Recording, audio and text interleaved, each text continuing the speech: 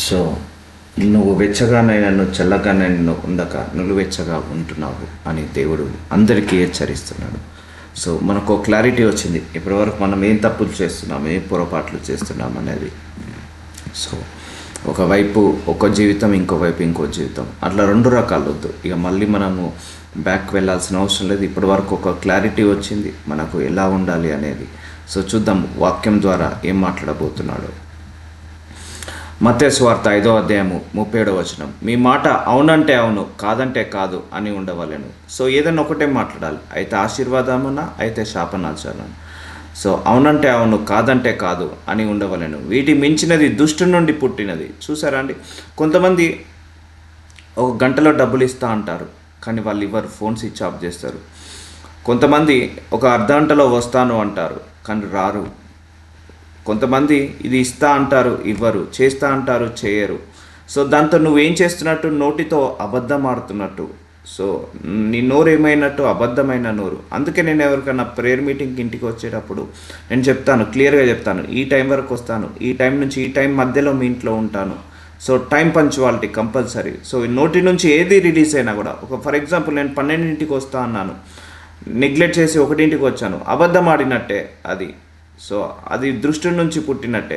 ఒకవేళ రాలేకపోతే time adjust చేయాలి. నేను 12 నుంచి 1 మధ్యలో ఉంటాను, లేకపోతే 1 మధ్య నుంచి 2 మధ్యలో ఉంటాను. ముందుగానే మనం చెప్పాలి ఏదైనా కూడా. అందుకే కొంతమంది డబ్బులు ఇవ్వదు అంటే ఇస్తాను అంటారు, ఇవ్వరు, వస్తాను అంటారు, రారు, చేస్తాను అంటారు, చేయరు. ఇలా 2 రకాల మైండ్ సెట్లు ఎప్పుడు కూడా మంచిది కాదు. 2 రకాల నాలుక. ఇక్కడ ఏమంటున్నాడు, నీ మాట అవునంటే అవును అంటే నీ నోటి నుంచి అవునంటే అవును. Once you said yes, there is no after your yes. Once you said no, there is no yes after your no. So అలా ఉండాలి, ఖచ్చితంగా ఉండాలి. ఎప్పుడైనా మాట ఖచ్చితంగా ఉండాలండి. మన మాట ఎలా ఉండాలంటే ఒక అగ్రిమెంట్ రాసినట్టుగా ఉండాలి. ఒక 10 లక్ష కోటి రూపాయల బాండ్ పేపర్ మీద మాట రాస్తే కోటి రూపాయల బాండ్ పేపర్ని రాస్తే ఎలాగైతే ఖచ్చితంగా ఉంటుందో, ఎంత విలువ అయితే ఉంటుందో, మన నోటి మాట కూడా అలా విలువ ఉండాలి. అమ్మో వీడి నోటి మాట తప్పడు, వీడు చెప్పాడు అంటే చేస్తాడు. నేను ఇప్పటివరకు కూడా టైం పంచువాలిటండి. నేను ఈ టైంకి వస్తానంటే షార్ప్ ఆ టైంకి ఉంటాను. సో ఇది చేస్తాను అంటే చేస్తాను. నా వల్ల కాకపోతే కాదు అనే చెప్తాను. ఏదైనా కూడా, అది ఏదైనా కానీ ఒకవేళ నేను చేయగలుగుతానంటేనే చెప్తాను. సో అందుకే నేను తొందరపడి ఏది కూడా, ఎప్పుడు కూడా, నేనే కాదు ఎవరం కూడా తొందరపడి ఏ విషయంలో కూడా మాట ఇవ్వద్దు. ఎప్పుడు కూడా మాట ఇవ్వద్దు. కాసేపు ఆలోచించుకొని ఇది అవుతుందా కాదా అని మనము చర్చించుకొని, అవుతుందంటేనే మనం ముందరికి వెళ్ళాలి. చేస్తా అంటే చేయాలి, చేయను అంటే ఇక చేయలేము. ఇక ఏ పరిస్థితిగా చేయలేమన్నప్పుడు చేయలేను అని చెప్పాలి. కొంతమంది వాళ్ళ చేయని సామర్థ్యం ఉంటుంది కానీ చేస్తా అని చెప్తారు, కానీ వాళ్ళు చేయలేరు. కొంతమంది ఏమో 2 రకాలుగా నాలుకలు ఉంటాయి. సో అలాంటివన్నీ కూడా దుష్టుని నుండి పుట్టినదట. కొంతమంది డబ్బులు రేపు 10ంటికి డబ్బులు ఇస్తా అంటారు, సో ఇవ్వరు, మళ్ళీ ఫోన్ చేస్తే స్విచ్ ఆఫ్ చేయరు. కొంతమంది ఏమో రేపు 12ంటికి వచ్చి మిమ్మల్ని కలుస్తా అంటారు, రారు. సో ఒకసారి నోటి నుంచి నువ్వు ఒక వర్డ్ రిలీజ్ చేసావంటే గుర్తుపెట్టుకోండి, ఇట్స్ కైండ్ ఆఫ్ అగ్రిమెంట్ లాగా తీసుకోవాలి. ఈ రోజులలో నోటి మాటకు విలువ ఎక్కడ ఉన్నదండి? ఈ రోజులలో నోటి మాటకు ఎక్కడైనా విలువ ఉందా? అస్సలు లేదు. నోటి మాటతో నమ్మేటట్లేదు. ఒకప్పుడు మనుషులు మాట్లాడితే ఖచ్చితంగా ఉండేది. మనుషులు మాట్లాడితే ఎస్ ఇట్ ఈస్ 100% రైట్ అనేలాగా ఉండేది. ఒకప్పుడు మనుషులు మాట్లాడితే అగ్రిమెంట్ రాసినట్టుగా ఉండేది. మన మాటలు కూడా చిన్న వాటి కూడా తప్పులు చేయొద్దండి. మనం అనుకుంటాం 12ంటికి వస్తా అంటాం, కానీ 1-2ంటికి వచ్చామనుకోండి, నువ్వు ఆల్రెడీ ఒక మాట రిలీజ్ చేసావు, అది అబద్ధం ఆడినట్టే. సో నీ వల్ల రాకపోతే 12 కాదు 1ంటికి వస్తానని చెప్పు. ఒకవేళ నీకు రేపు ఇవ్వడం డబ్బులు వీలు కాకపోతే వచ్చే 2 రోజుల తర్వాత ఇస్తానని చెప్పు. సో చిన్న వాటికి కూడా మనము తప్పులు చేయొద్దు ఎప్పుడైనా కూడా. ఈ చిన్న మిస్టేక్సే పెద్ద మిస్టేక్స్ అవుతుంటా ఉంటాయి. సో అయితే మన మాట అవునంటే అవును, కాదంటే కాదు. అంటే అగ్రిమెంట్ రాసినట్టుగా ఉండాలి మన మాట. ఇస్తాను అంటే ఇస్తా, వస్తాను అంటే వస్తా, చేస్తాను అంటే చేస్తా, చేయలేను అంటే ఇక చేయలేను, అంతే. అలాగే ఉండాలి మాట ఎప్పుడైనా కూడా. సో అందుకే మాట మాట్లాడే ముందు, ఒకరికి మాట ఇచ్చే ముందు జాగ్రత్తగా ఇవ్వండి. అది నీ వల్ల అయితేనే ఇవ్వండి, కాకపోతే అది వీటికి మించినది దుష్టుని నుండి పుట్టినదట, అపవాది నుంచి పుట్టినదట. టైం పంచువాలిటీ చాలా ఇంపార్టెంట్ అండి. డిసిప్లిన్ చాలా important. Using our mouth is very very important. మన డబ్బులను ఎంత పొదుపుగా వాడతామో మన నోటి మాటలను కూడా అంత పొదుపుగా మాట్లాడాలండి. సో నువ్వు డబ్బులను కష్టపెట్టినంత మాత్రాన మళ్ళీ అది తిరిగి వస్తుంది, కానీ నోటి మాటను రిలీజ్ చేసినంత మాత్రాన మళ్ళీ మనం తీసుకోలేము. నీ నోటి నుంచి వెళ్ళిన మాట మళ్ళీ మనం వెనుకకు తీసుకోలేమండి. ఎప్పుడైనా గుర్తుపెట్టుకోండి, మన నోటి నుంచి మాట్లాడిన ప్రతి మాట మళ్ళీ వెనుకకు తిరిగి తీసుకోలేము. సో చేతి నుంచి ఖర్చు పెట్టిన అదే డబ్బు మళ్ళీ మనం తీసుకొచ్చుకోలేము. ఒంటి నుంచి పోయిన ప్రాణము మళ్ళీ తీసుకొచ్చుకోలేము. చాలా గుర్తుపెట్టుకోవాల్సింది, మన ఒంట్లో నుంచి ఒకసారి ప్రాణం పోయిందనుకోండి మళ్ళీ తీసుకొచ్చుకోలేము. ఒక మన నోటి నుంచి ఒక మాట పోయింది, మిస్ అయింది, టంగ్ ఫైర్ అయింది, లేకపోతే మిస్ టంగ్ చేసాము, మళ్ళీ దాన్ని తిరిగి తీసుకొచ్చుకోలేము మాటను. ఎందుకంటే ఒకసారి రిలీజ్ చేస్తే మళ్ళీ అది వెనుకకు రాదు నోటి మాట ఎప్పుడైనా కూడా. సో మనం ఖర్చు పెట్టే డబ్బు జాగ్రత్తగా, మాట్లాడే నోరు జాగ్రత్తగా, అలాగే మన ఆరోగ్యము జాగ్రత్తగా కాపాడుకోవాలి ఎప్పుడైనా కూడా. సో మన ఈ మాట అవునంటే అవును, కాదంటే కాదని ఉండవలేను. వీటికి మించినది ఏదైనా కూడా దుష్టు నుండి వస్తుందట. సో అందుకే బీ ఆనెస్ట్, బీ జెన్యూన్. మనం మాట తప్పని వాళ్ళమైతే ఇక దేన్ని తప్పని వాళ్ళమాట. సో వాక్యం ఏం చెప్పింది మొన్న, నువ్వు మాట తప్పావంటే నీ శరీరంలో ఉన్న ప్రతి అవయవాన్ని నువ్వు కంట్రోల్లో చేసుకునేనట్టే అని అంటున్నాడు. అందుకే ఎవరికన్నా మాట ఇచ్చేటప్పుడు జాగ్రత్తగా ఆలోచించుకొని ఇవ్వండి. ఈరోజు తొందరగా మనం రెస్పాండ్ కావాల్సిన అవసరం లేదండి. ఎవరైనా ఏదైనా అడిగారనుకోండి, నాకు కొంచెం సమయం ఇవ్వండి, నేను ఆలోచించుకొని చెప్తాను అనాలి. సో అంతేగాని తొందరపడి మనం కమిట్మెంట్స్ ఇవ్వద్దు ఏ విషయంలో అయినా కూడా.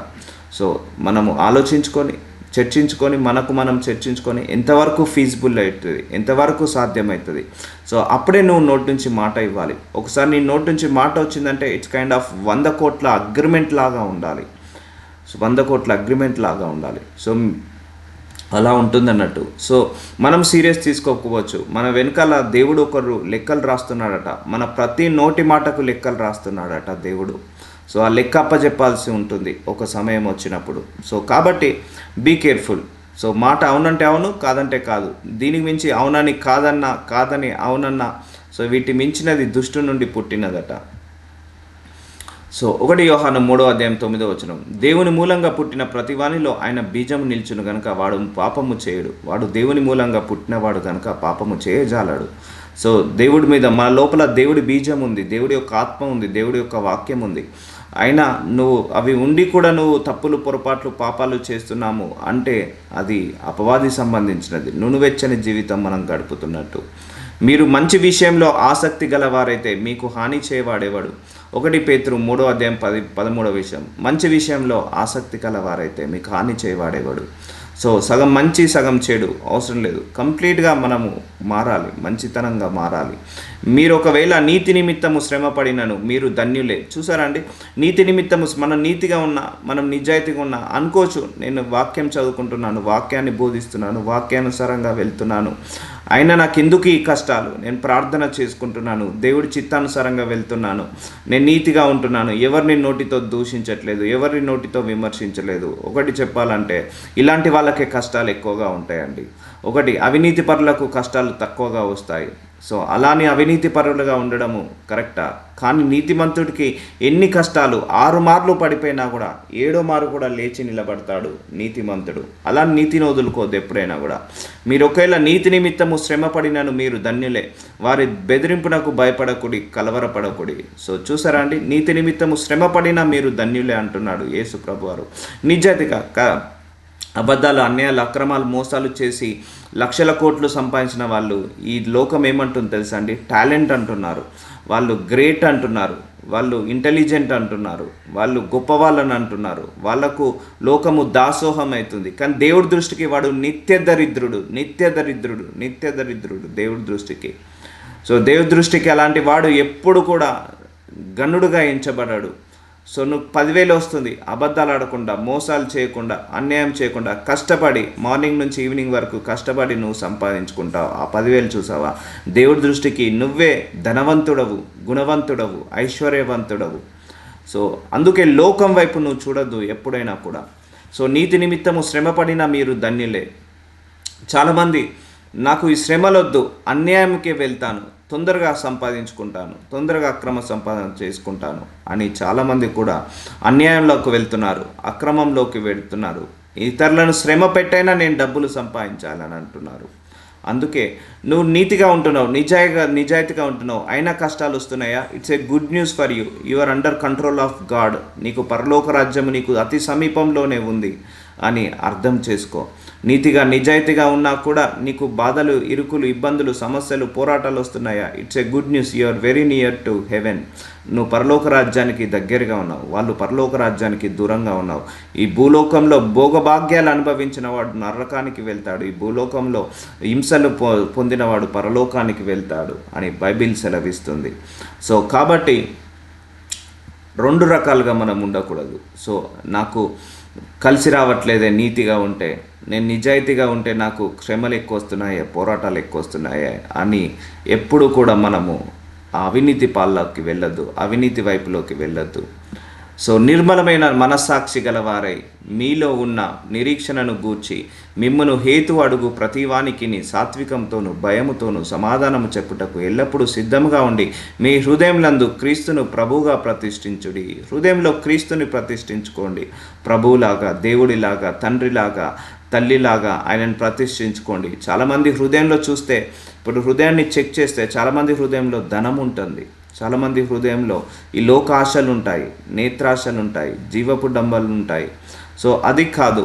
సో నిర్మలమైన మనస్సాక్షి, మంచి మనస్సాక్షి కలవారై ఉండండి.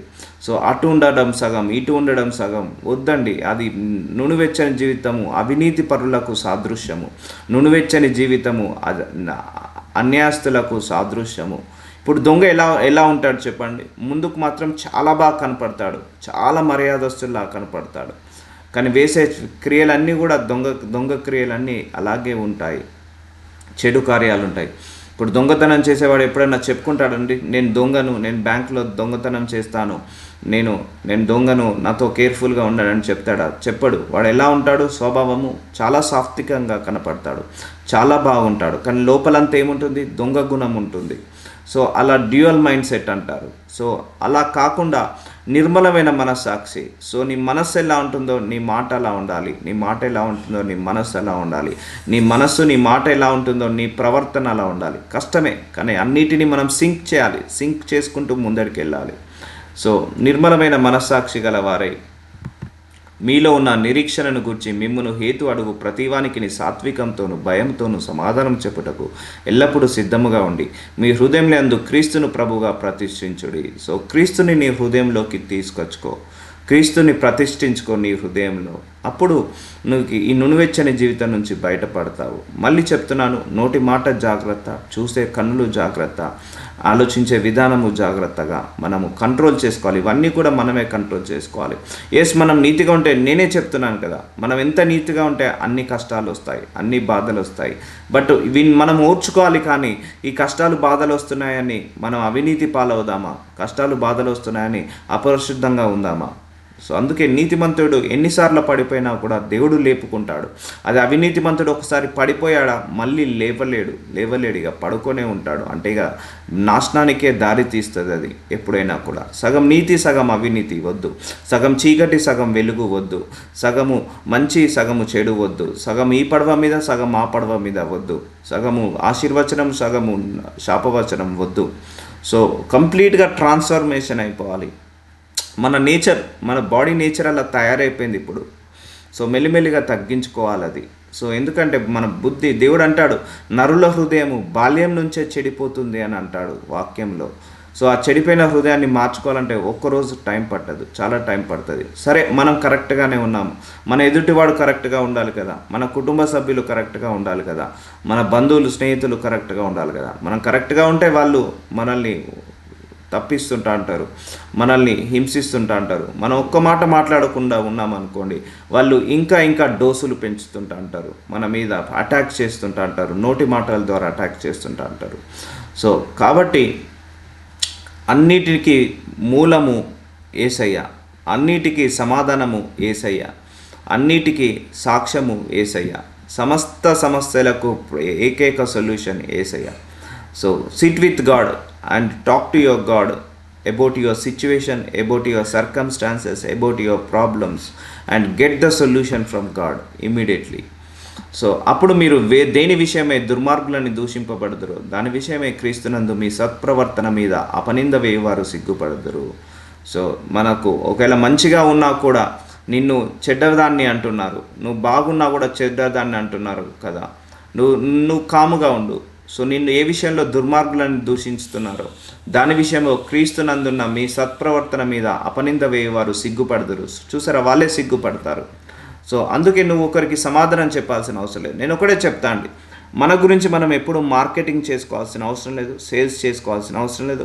మన గురించి దేవుడికి తెలుసు, మన గురించి మనకు తెలుసు, మన గురించి మన అంతరాత్మకు తెలుసు, మన మనస్సాక్షికి తెలుసు, మన గురించి మనం నమ్ముకున్న దేవుడికి తెలుసు, మన యొక్క పరిశుద్ధాత్మ దేవుడికి తెలుసు. సో మన గురించి ఎప్పుడు కూడా మార్కెటింగ్ చేసుకోవాల్సిన అవసరం లేదు. వాళ్ళు నిన్ను చెడ్డవాళ్ళన్నంత మాత్రాన చెడ్డదానివి కాదు. సో బాధపడాల్సిన అవసరం లేదు. వాళ్ళు నిన్ను మంచి వాళ్ళు కాదు, నిన్ను దూషించినంత మాత్రాన నువ్వు దూషించబడవు, గుర్తుపెట్టుకో.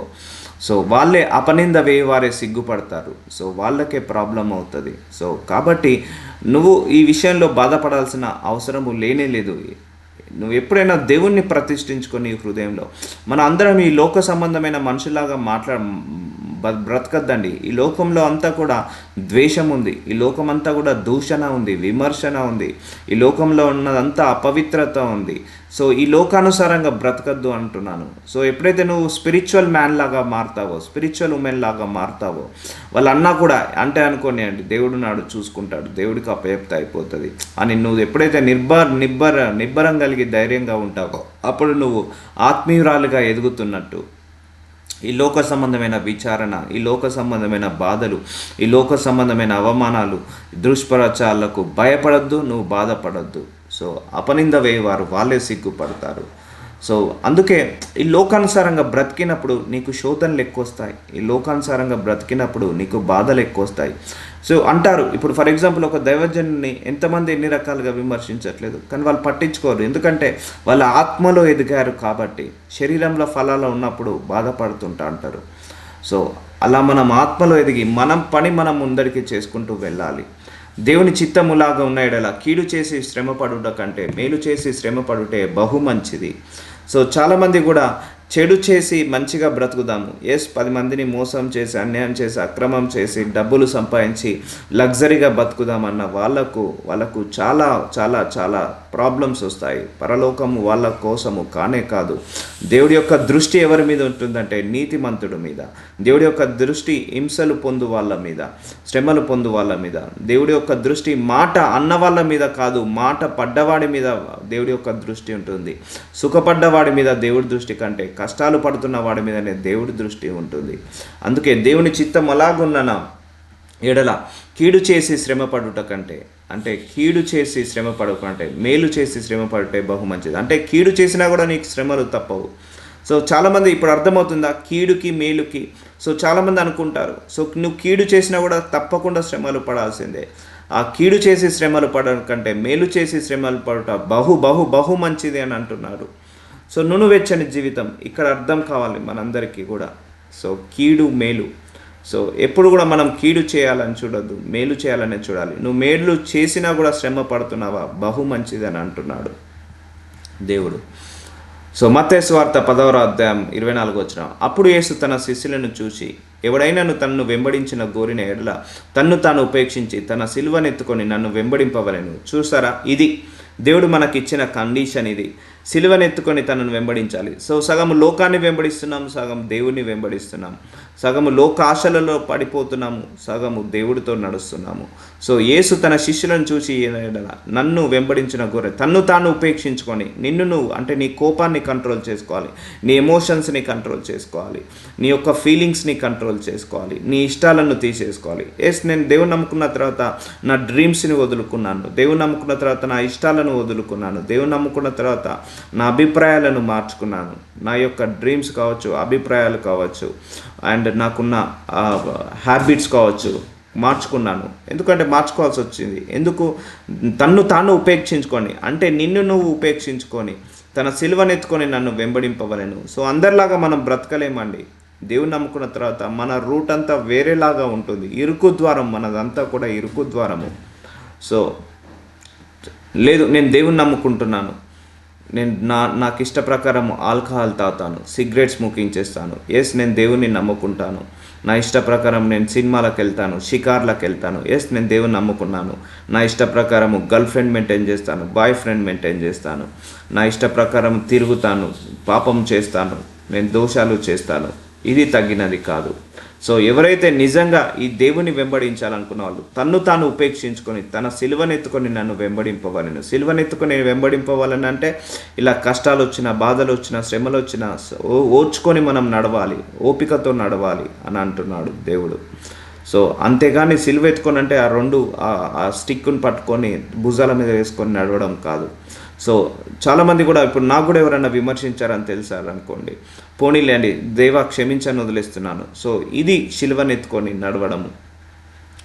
సో అలా ఉంటుంది అన్నట్టు. ఎవరన్నా హింసించినా, ఎవరన్నా మాటలన్నా, సో పోనీలేని వదిలేస్తున్నాను, దేవుడికి అప్పచెప్తున్నాను, దీన్ని సిలువెత్తుకొని నడవడం అంటే మన ఫీలింగ్స్ మన కంట్రోల్లో ఉండాలి, మన ఎమోషన్స్ మన కంట్రోల్లో ఉండాలి. సో మనము చూసే చూపులు మనం అన్నీ చూసినట్టుగా చూడకూడదు. సో అవన్నీ కంట్రోల్ చేసుకోవాలి. అది నువ్వు సిలువనెత్తుకొని నడవడము. అందుకే ఎవరైతే ట్రూ బిలీవర్స్, దేవుడు ట్రూ బిలీవర్స్ కావాలంటున్నాడు. ట్రూ బిలీవర్స్ అన్నీ కూడా నీ ఇష్టాలు, నీ అభిప్రాయాలు ఉండకూడదు, నా ఇష్టమే, నా అభిప్రాయమే, నా హ్యాబిట్సే నీకు ఉండాలి అని దేవుడు చెప్తున్నాడు. సో చాలామంది కూడా ఇలా దేవుని వెంబడిస్తున్నామని చెప్పి మళ్ళీ లోకాన్ని వెంబడిస్తున్నారు. సో ఇది తగ్గినది కాదు. సో అందుకే తన్ను తాను ఉపేక్షించుకొని తన సిలువెత్తుకొని నన్ను వెంబడింపవలెను. తన ప్రాణము రక్షించుకున్న గోరువాడు దాన్ని పోగొట్టును, నా నిమిత్తము ప్రాణము పోగొట్టుకున్నవాడు దాన్ని దక్కించును. నువ్వు నాకు ఫస్ట్ ప్రియారిటీ ఇవ్వు. నువ్వు నా కోసము నువ్వు శ్రమలు పడ్డా కూడా అది నీకు ధన్యతనే, నా కోసము నా మార్గంలో నడిచినా కూడా అది నీకు ధన్యతనే అని అంటున్నాడు దేవుడు. అందుకే అండి, నువ్వు కంప్లీట్గా, నేను నిన్న చెప్పాను దేవుడు ఏమంటున్నాడు, నువ్వు నా సొత్తు అంటున్నాడు. సో నువ్వు కంప్లీట్ నా మైండ్, అందుకే నువ్వు అన్నీ వదిలేసి నా వైపుకు రా అంటున్నాడు. నా నిమిత్తం ప్రాణం అంటే నా నిమిత్తం నువ్వు అన్నీ వదిలేసి నా దగ్గరికి వచ్చావా, నేను నిన్ను చూసుకుంటాను, నేను నిన్ను కాపాడుకుంటాను, నేను నిన్ను ఆదుకుంటాను. సో ఆయన ఎప్పుడు కూడా అన్యాయస్తుడు కాదు, అన్యాయం చేయడు. సో మనందరము కూడా కంప్లీట్గా we need to turn to our God. మన దేవుడి వైపుకి మనం మలవాలి, తిరగాలి. సో సగం లోకం వైపు, సగము మనుషుల వైపు ఉండకూడదు. సో ఒక మనుషుడు లోకమంతయు సంపాదించుకొని తన ప్రాణం పోగొట్టుకొనుట కంటే అతనికి ఏమీ ప్రయోజనము? ఒక మనుషుడు తన ప్రాణమునకు ప్రతిగా నేమి ఇయ్యగలడు? ఒక మనిషి అట లోకాన్నంతా జయించాడు అంటే డబ్బు సంపాదించుకున్నాడు, పేరును సంపాదించుకున్నాడు, అండ్ బంగారము, ఆస్తి పాస్తులు, అన్యాయాలు, అక్రమాలు, మోసాలు చేసి బాగా సంపాదించుకున్నాడు. కానీ తెల్లారే చనిపోయాడు, అనుభవించకుండానే చనిపోయాడు. దానివల్ల ఏమి ప్రయోజనము? సో ఒక మనుషుడు లోకమంతయు సంపాదించుకొని తన ప్రాణం పోగొట్టుట కంటే అతనికి ఏమి ప్రయోజనము? ఒక మనుషుడు తన ప్రాణమునకు ప్రతిగా ఏమి ఇవ్వగలడు? సో ఆరోగ్యాన్ని కాపాడుకోండి, ప్రాణాన్ని కాపాడుకోండి. చాలామందిని చూస్తున్నాను దురాశలకు, దుర్బుద్ధులకు, పాపాలకు, శాపాలకు వెళ్ళి నశించిపోతున్నారండి. ఎవ్వరు కూడా సుఖం లేరు భూలోకంలో. ఏ ఒక్కరిని చూసి అష్ట కష్టాలు, ధనవంతుని ఇష్టంలో ఉన్నది, పేదవాడి ఇళ్లలో ఉన్నది. సో అష్ట కష్టాలు, అనారోగ్య సమస్యలు, ఆర్థిక సమస్యలు. సో ఒక మనిషి లోకమంతయు సంపాదించుకొని, సో లోకం మొత్తం వెంబడిస్తున్నారు, చాలామంది లోకాన్ని వెంబడిస్తున్నారు. యేసయ్యను వెంబడించే వాళ్ళు చాలా తక్కువగా ఉన్నారు. సరే వెంబడించండి లోకాన్ని. ఒకరోజు ఏమవుతుంది, ఎక్స్పైరీ డేట్ ఉంది కదా, ఏం లాభం? నువ్వు కష్టాలు పడి, అష్ట కష్టాలు పడి, తినక త్రాగక, వాళ్ళను వీళ్ళను మోసం చేసి, అన్యాయం చేసి, నువ్వు డబ్బులు సంపాదించుకొని, ఇల్లులు కొట్టుకొని, కార్లు కొనుక్కొని, తెల్లారే ప్రాణం పోగొట్టుకుంటే అతనికి ఏమి ప్రయోజనము? ఒక మనుషుడు తన ప్రాణంకు ప్రతిగా ఏమి ఇవ్వగలడు? సో కాబట్టి peace of mind, presence of మైండ్గా బ్రతకాలండి. నువ్వెంత సంపాదించావు అన్నది ముఖ్యం కాదు, నువ్వెంత సుఖంగా ఉంటున్నావు, ఎంత ఆనందంగా ఉంటున్నావు అన్నదే ముఖ్యము. ఎందుకంటే నీ కష్టం వచ్చినప్పుడు నీ ఆస్తి నీకు ఒక్కొక్కసారి చేయి అందరించదు. కోవిడ్ టైంలో ఎవరి ఆస్తి పనికి రాలేదు. నీతిమంతుడు రక్షించబడతాడన్నాడు, అదే నీతిమంతుడే రక్షించబడ్డాడు. సో అన్యాయం చేసి, అక్రమం చేసి, అబద్ధాలాడి, మోసాలు చేసి, కోట్లు సంపాదించుకొని తన ప్రాణమును పోగొట్టుకుంటే అతనికి ఏమీ ప్రయోజనం ఉండదు. సో ఆ సంపాదించిన సంపాదన అన్యాయం బట్టి వాడు ఎక్కడికి వెళ్తాడు? నరకానికి వెళ్తాడు. అవునా కదండి? ఇప్పుడు అన్యాయము, ఇప్పుడు ఒక్కసారి 100 కోట్లు 1000 కోట్లు సంపాదించే వాళ్ళు నీతిగా సంపాదిస్తారా? నిజాయితీగా సంపాదిస్తారా? సో అలా నీతిగా నిజాయితీగా సంపాదించకుండా ఆ డబ్బునంతా కూడా ఎవరో ఒకరిని మోసం చేసి అబద్ధాలాడి సంపాదించిన సంపాదన వల్ల వాళ్ళు ఎక్కడికి వెళ్తారు? నరకానికి వెళ్తారు వాళ్ళంతా కూడా. సో అలా ఉండకూడదు. సో నీకు వచ్చే శాలరీలో నువ్వు తృప్తి పడు. సో దేవుణ్ణి అడుగు, నా శాలరీని పెంచమని అడుగు, నా ఫైనాన్షియల్ బ్లెస్సింగ్స్ని పెంచమని అడుగు. మనం సంపాదించే ప్రతి రూపాయి కూడా నీతిగా నిజాయితీగా సంపాదించాలి. ఇటు అన్యాయంగా చేసుకునే సంపాదన ఏది కూడా మనకు ఆశీర్వాదంగా కాదు. నేను చాలామందిని చూశాను నా జీవితంలో కూడా. వాళ్ళు డే అంతా రాత్రంతా కూడా కష్టపడి సంపాదించి బీపీలు తెచ్చుకొని, షుగర్లు తెచ్చుకొని, మెంటల్ టెన్షన్స్ పెట్టుకొని, ఆ సంపాదన వల్ల సుఖంగా లేని వాళ్ళు కూడా చాలామందిని చూశానండి. ఆ సంపాదన వల్ల వాడు 3 పూటల భోజనం చేయలేని వాళ్ళని చూశాను. ఆ సంపాదన వల్ల కోర్టు కేసులు, పోలీస్ కేసులు ఉన్న వాళ్ళను చూసాము. ఆ సంపాదన వల్ల వాళ్ళకు mental tensions, financial tensions, health tensions వచ్చి వాళ్ళు సరిగా భోజనం కూడా చేయలేకుండా చూసాము. సో లోకాన్ని వెంబడించద్దు. ఇక్కడ దేవుడు ఏం చెప్తున్నంటే, నువ్వు లోకాన్ని అంతా సంపాదించుకొని ప్రాణాన్ని పోగొట్టుకున్నావు. అంటే నువ్వు లోకాన్ని అంతా సంపాదించుకొని, నువ్వు డబ్బులు సంపాదించుకున్నావు, పేరుని ఘనతను సంపాదించుకున్నావు, ప్రాణాన్ని పోగొట్టుకున్నావు అంటే, ఇక్కడ పరలోకాన్ని బదులు నరకానికి వెళ్ళావంటే నీకేమీ ప్రయోజనం? అందుకే లాజరస్ అనే పేదవాడు పరలోకంలో ఉంటాడు, ఆ ధనవంతుడు నరకానికి వెళ్తాడు. అలానే ధనము చెడ్డదని నేను అనట్లేదు. మనం మంచిగా బిజినెస్ పెట్టుకొని సంపాదించుకోవడంలో తప్పు లేదు, మంచి జాబ్ తీసుకొని సంపాదించుకోవడంలో తప్పు లేదు. కానీ అయినా కూడా నువ్వు డబ్బుని మాత్రం వెంబడించద్దు. నువ్వు యేసయ్యను మాత్రమే వెంబడించాలి. నీకు డబ్బు వచ్చినా యేసయ్యనే వెంబడించాలి, డబ్బు రాకపోయినా యేసయ్యనే వెంబడించాలి. లోకాన్ని మాత్రం ఎప్పుడు కూడా వెంబడించద్దు. అందుకే దేవుడు ఈ వాక్యాలన్నీ ఎందుకు తీసి చెప్తున్నాడంటే, నునివెచ్చని జీవితం ఎక్కడెక్కడ ఉందో కట్ చేస్తున్నాడు. మన శరీరంలో, మన ఆలోచనలో, మన తలంపులలో ఉన్న ప్రతి నునివెచ్చని జీవితాన్ని దేవుడు కట్ చేస్తున్నాడు.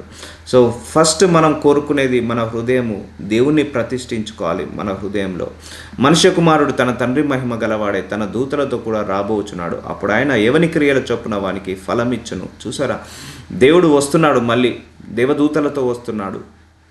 మా మహిమ గలవాడే, చాలా మహిమ గలవాడే వస్తాడు. అప్పుడు ఆయన ఎవని క్రియల చొప్పున వానికి ఫలమిచ్చును. సో మంచివాడికి మంచి ఫలము, చెడువారికి చెడు ఫలము. సో నునువెచ్చని జీవితం ఉన్న వాళ్ళ ఎప్పుడు కూడా గుర్తుపెట్టుకోండి, వాళ్ళను మంచి వాళ్ళిగా దేవుడు పరిగణించాడు. వేషధారులు అంటాడు. సో నునువెచ్చని జీవితం ఉన్న వాళ్ళు, నునువెచ్చగా బ్రతికే వాళ్ళందరూ కూడా అవినీతి కేటగిరీ, అపరిశుద్ధత కేటగిరీ, అవినీతి కేటగిరీలోకి, అపరిశుద్ధత, అపవిత్రత కేటగిరీలోకి వెళ్తారు ఈ నునువెచ్చని జీవితం ఉన్నవాళ్ళు. సో అందుకే ఇది మాత్రం గుర్తుంచుకోవాలి, ఎవని క్రియల చొప్పున వానికి ఫలం ఇచ్చును. సో ఒకవైపు నేను చాలామందిని చూస్తున్నాను, ఇంకా చూస్తున్నాను. ఒకవైపు దేవుని వెంబడిస్తూనే ఇంకోవైపు వ్యభిచారము, ఒకవైపు దేవుని వెంబడిస్తూనే అదే నోటితో గొడవలు, కోట్లాటలు, బూతులు మాట్లాడడం, ఒకవైపు దేవుని వెంబడిస్తూనే ఇతరులను దూషించడం, విమర్శించడము, ఒకవైపు దేవుణ్ణి వెంబడిస్తూనే ఇంకోవైపు లోకాన్ని వెంబడించడం, ఇదన్నీ కూడా నునువెచ్చని కేటగిరీ. ఇలాంటి వాళ్ళను దేవుడు ఈ లోక సంబంధులు అనుకుంటాడా, తన సంబంధులు అనుకుంటాడా? ఇలాంటి వాళ్ళను వీళ్ళు ఆత్మీయ క్రియలు ఉన్నాయి అనుకుంటాడా, శరీర క్రియలు? ఏది? దేవుడికి ఒక జడ్జిమెంట్ అనేది ఉంటుంది కదా, తను కూడా ఆలోచించి నిర్ణయం తీసుకోవాలి కదా. తను కూడా ఒక జడ్జి చేయాలంటే నిన్ను ఏ రకంగా పరిగణించాలి, మనల్ని ఏ రకంగా పరిగణించాలి. అయితే ఇటు ఉంటున్నాడు, అటు ఉంటున్నాడే, సో వీడు ఇటు కాకుండా ఉన్నాడే, నేను ఏమని డిసిషన్స్ తీసుకోవాలి వీళ్ళ విషయంలో? సగము ఆదివారం వచ్చి మందిరానికి వచ్చి ఆరాధిస్తున్నావు, స్తుతిస్తున్నావు, నన్ను సంతోష పెడుతున్నావు, మళ్ళీ మండే నుంచి సాటర్డే వరకు అన్యులాగా బతికి నన్ను బాధ పెడుతున్నావు. ఇప్పుడు నిన్ను అన్యుని అనుకోవాలన్నా, క్రైస్తవుని అనుకోవాలా? నేను ఎలా జడ్జి చేయాలి? నిన్ను ఏ విధంగా పరిగణలోకి తీసుకోవాలి? సగం అన్యుడిగా, సగము క్రైస్తవుడిగా తీసుకుంటాడా దేవుడు? అలా తీసుకోడు కదా. అయితే ఏదన్నా ఒకటి తీసుకోవాలి. సో ఇలాంటి నునువెచ్చని జీవితం ఇది ఒక మన సంఘానికే కాదు, ఈ క్రైస్తవ సంఘం మొత్తానికి కూడా ఈ మెసేజ్ స్ప్రెడ్ కావాలి. అందరూ అలాగే క్రియలు చేస్తున్నారు, ఎవరి క్రియల చొప్పున వానికి ఫలం ఇచ్చును. సో అందుకే దేవుని మనం అడగాలి, ఇంకా నీకు విరోధంగా తప్పులు చేస్తున్నానా, పొరపాట్లు చేస్తున్నానా ప్రభువా అని అడిగినప్పుడు దేవుడు తప్పకుండా మనకు బయలుపరిచి మార్చుకుంటాడు. సో ఈరోజు నుంచి మన ప్రవర్తన మారిపోవాలి. ఇక్కడ నిలిచి ఉన్న వారిలో కొందరు మనుష్య కుమారుడు తన రాజ్యంతో వచ్చి చూచు వరకు మనము రుచి చూడరని నిశ్చయంగా మీతో చెప్పుచున్నాను. సో 2 కొరింథీయులకు రాసిన 6వ అధ్యాయం 14వ వచనం, మీరు అవిశ్వాసులతో జోడుగా ఉండకుడి, నీతికి దుర్నీతితో ఏమి సాంగత్యము. చూసారా అండి, అవిశ్వాసులతో జోడుగా ఉండకుడి. సో ఇక్కడ సండే రోజు మార్నింగ్ చర్చ్, అదే రోజు నైట్ అవిశ్వాసులతో పార్టీ, పబ్, క్లబ్. సో జోడుగా ఉండకండి. నీతికి దుర్నీతికి ఏమి సాంగత్యము, వెలుగును చీకటికి ఏమి పొత్తు. సో నువ్వు వెలుగు మనిషివా, కంప్లీట్గా వెలుగులో నడువు, కంప్లీట్గా వెలుగులో నడువు, వెలుగుమయమైతే. సో నువ్వు విశ్వాసివా, కంప్లీట్గా విశ్వాసిగా నడువు. సో అన్వాంటెడ్ ఫ్రెండ్స్ అవసరం లేదు, అన్వాంటెడ్ పార్టీస్ అవసరం లేదు, ఆ పబ్బులు, ఆ యొక్క క్లబ్బులు అవన్నీ అవసరం లేదు. అవిశ్వాసులతో జోడుగా ఉండకూడదు. నీతికి దుర్నీతితో ఏమి సాంగత్యము. నీతిగా ఉంటున్నావా, కంప్లీట్గా నీతిగా వచ్చు అంటే నువ్వు కంప్లీట్గా ఒకటి, ఈ దేవుని నమ్ముకున్న తర్వాత ఒకటే నీ అల్టిమేట్ గోల్, కంప్లీట్గా ఇటు వచ్చేయాలి, కంప్లీట్గా ఇటు వచ్చేయాలి. ఈ లోక వైపు సంబంధమై అన్నీ కూడా వదిలేసి కంప్లీట్గా ఇటు వైపు వచ్చేసేయాలి. దేవుడి వైపుకి రావాల్సిందే నువ్వు దేవుని నమ్ముకున్న తర్వాత. ఒకసారి నువ్వు విశ్వాసిగా మారావా, సో అవిశ్వాసులతో జోడిగా ఉండవు, అవిశ్వాసంలో నడవకు, అవిశ్వాసులతో జోడుగా ఉండకు. ఎందుకంటే వాళ్ళ బుద్ధి మనకు వచ్చేస్తుంది, వాళ్ళ ప్రవర్తన మనకు వచ్చేస్తుంది, వాళ్ళ ఆచారాలు, వాళ్ళ సాంప్రదాయాలు అన్నీ మనకు వచ్చేస్తాయి. సో నీతికి దుర్నీతికి ఏమి సాంగత్యము. నీతిమంతుడుగా కంప్లీట్గా వచ్చేసే దేవుడి వైపుకి. వెలుగులో నడుస్తున్నావా, కంప్లీట్గా వెలుగులోకి రా. కాసేపు వెలుగు, సగం చీకటి వద్దు. ఏమి పొత్తు, ఈ పొత్తు వద్దు అంటున్నాడు దేవుడు. సో వీళ్ళని ఏమంటున్నాడు దేవుడు, ద్విమనస్కులు అంటున్నారు, వేషధారులు అంటున్నాడు, నునువెచ్చని జీవితం అంటున్నాడు. సో ఇలా ఉండకూడదు, నునువెచ్చని జీవితం ఉండదు. నీ ఆత్మీయ సహవాసం ఆత్మీయులతో ఉండాలి. అంటే నువ్వు ఒకరితో ఫ్రెండ్షిప్ చేసావంటే వాడి వల్ల నీ ఆత్మీయ జీవితం పెరగాలి, నీ దేవుడితో సహవాసం పెరగాలి, కానీ తగ్గకూడదు. తగ్గించే వాళ్ళు ఉంటే మాత్రము, వాళ్ళు లేకపోయినా పర్లేదు. సో ఒకరున్నారు నీ ఫ్రెండ్స్, ఈ అవిశ్వాసులు, వాళ్ళు ఎక్కడికి తీసుకెళ్తారు, పబ్బులకు తీసుకెళ్తారు, క్లబ్లకు తీసుకెళ్తారు. సో అలాంటి వాళ్ళతో నువ్వు జోడి చేసావనుకో, ఆ రూట్లో వెళ్ళిపోతావు. అదంతా చీకటి మార్గము. సో నువ్వు వెలుగులో నడుస్తున్నావు అంటే నీ కాళ్ళు మందిరాని వైపు పరిగెత్తాలి, నీ కన్నులు దేవుడి వైపు చూడాలి, నీ నోరు దేవుణ్ణి ఆరాధించాలి, స్తుతించాలి. అంతేకాని పబ్లోకి వెళ్ళి ఆ సినిమా పాటలు, ఆ క్లబ్లోకి వెళ్ళి ఆ పాటలు పాడడం కాదు. సో ఇలా నునువెచ్చని జీవితం వద్దు. సగం లోకంలో సగం నాలో కలవకు. కలిస్తే కంప్లీట్గా నాలోనే కలిసేసాయి. అందుకే మన అందరినీ దేవుడు ఎందుకు పిలుచుకున్నాడండి, ఒకటి క్లారిటీ ఉందా మన అందరికీ కూడా? ఎందుకు పిలుచుకున్నాడు? కంప్లీట్గా ఆయన వైపుకు రావాలని, కంప్లీట్గా ఆయనలో నడవాలని, కంప్లీట్గా ఆయనతో నడవాలని. అంతేకాని లోకంలో నడవడానికి కోసమని మనం లోకం నుంచి పిలుచుకోలే కదా. ఒకసారి ఆయన మనల్ని పిలుచుకున్నా అంటే లోకం నుంచి వేరుపరిచినట్టే. ఒకసారి నేను కూడా అంతే, దేవుని నమ్ముకున్నా అంటే లోకం నుంచి వేరుపరచబడ్డాను.